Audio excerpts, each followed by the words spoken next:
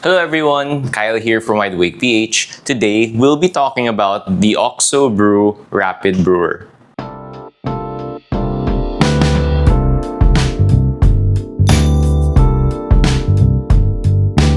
I've been using this brewer every day for the past 6 weeks, and I could honestly say that I love it. I didn't expect to like this brewer as much as I do, but believe me, it has actually replaced my filter coffee setup as well as me using my espresso machine. Been daily driving this thing like every day, 2 to 3 times a day, because it just makes brewing coffee so much faster, so much easier, and it makes a really tasty cup of coffee.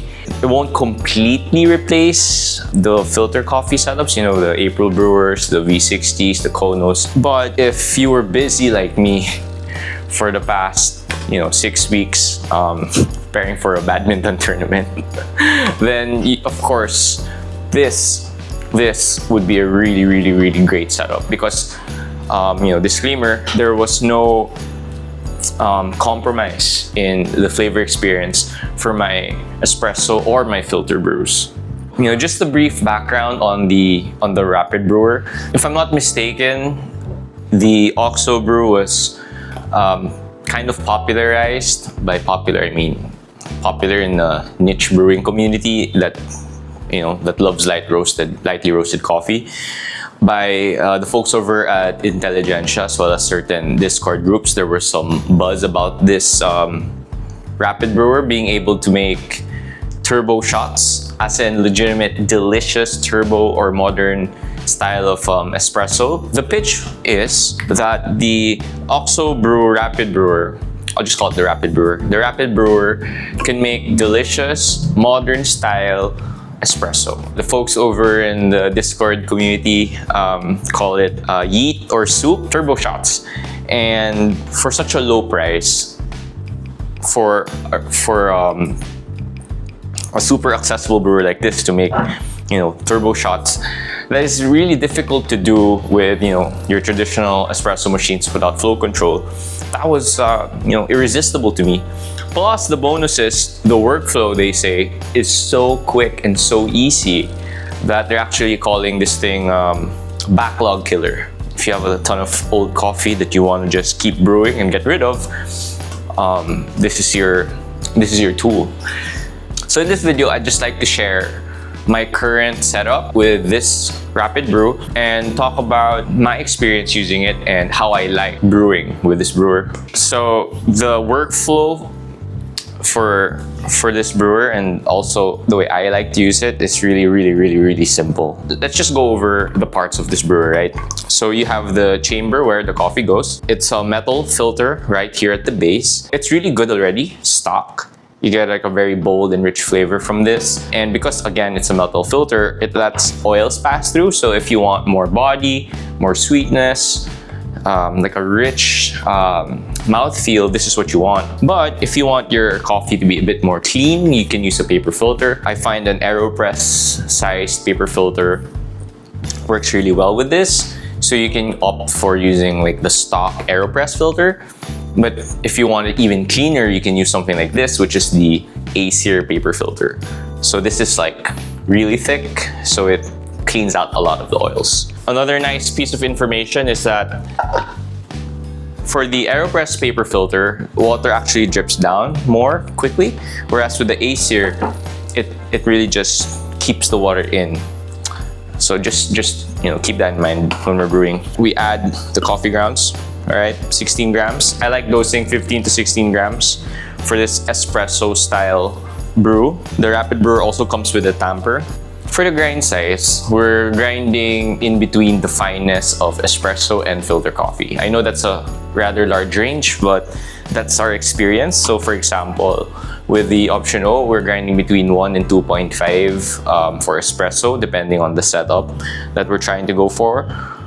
Here we're doing around 4 and 5, and my filter setting is between 8 and 8.5. So smack in between. There are other parts to this brewer. So this is the water chamber. It's like a shower screen. So I told you we dosed 16 grams of coffee. So we're doing a modern espresso kind of shot. So we're dosing 80 ml of water. And this is the important part, the pre-infusion stage. So you notice some of the shower screens already working, right? It's slowly dripping water down our puck of coffee. The longer this is, the higher the extraction. The shorter it is, the lower the extraction. And I find a really good balance in strength and clarity to be at around 35 seconds. But of course, if you want to push it to a minute and a half, you'll get a very rich and strong coffee, very high extraction. So 35 seconds is up. I'll pump once, and I pump every 5 seconds. So the first pump's at 35, the second pump 40, and then the third pump 45, next pump 50, all the way until we drain all this water out. There, you can hear a hissing sound, means we're almost done. 1 minute. Okay, we're out of water. So just like that, we have an espresso in a minute. So I told you I dosed in 80 grams or 80 ml of water, and then the yield, interestingly, is 61. And then what I like to do, I mean, of course, if you want to have an espresso, a modern style of espresso, you know, you can drink this already. But I really like filter coffee or Americanos, so I add to this 100 ml of water. You can see once you get used to this, you can get a really tasty cup of coffee in under 75 seconds. Which is, you know, a really big difference compared to brewing with filter coffee, which usually takes between 3 and 5 minutes. You get the same output for half the time, and it's a really tasty cup of coffee. Okay, we can describe how it tastes. For this coffee, we're brewing Zanya Supernatural. We just got this a month ago, so we've been roast profiling it. We have 3 lots from Zanya this year. We have Black Honey, Pink Honey, and Supernatural. So as you know, we had Pink Honey last year. It was a really big hit for our roastery. We sold that out really, really fast. So we're retaining it.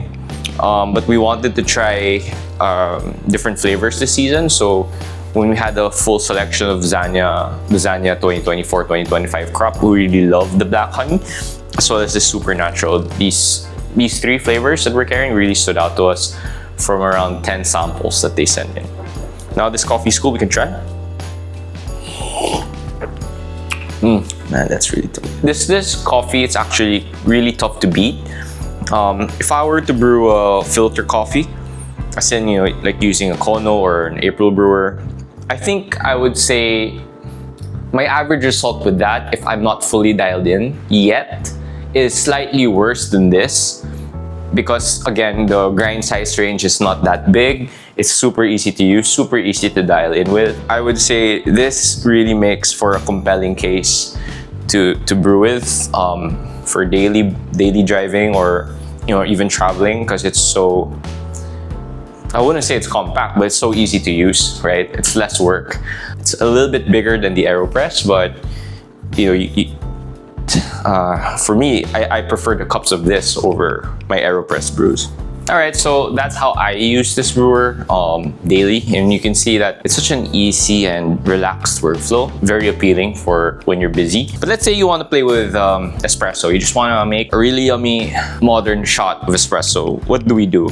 So again, we'll dose 16 grams of coffee. This one is again Zanya Supernatural, ground at grind setting 4. Same as earlier. It would be helpful to keep it fixed. So once you find a grind setting that's, you know, pretty good in terms of extraction, just keep it fixed first. What you want to do really is play around with your pre-infusion. So try your baseline of 30 to 35 seconds first, and then if you find the extraction too weak, try going a minute. And then if you still find that too weak, then grind finer, then try 35 seconds again, and then try 1 minute. And if that's still too weak, then grind finer until you get a pretty good result within 35 seconds to 1 minute of pre-infusion. For the brewing ratio, I would say a really good ballpark would be 1:3 to 1:5. 1:3 will give you a more compressed, like a strong, intense shot. I don't really enjoy this ratio, but some people like it. If you like your coffee more rich, more intense, more bold, you go for that.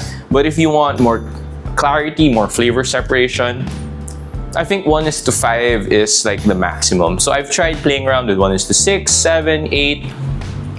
The really long brewing ratios don't do well, I think, even if I'm using, you know, like a pretty good grinder, because the extraction is just so high that we inevitably come up with some astringency and some over extraction into the coffee that is just not so pleasant.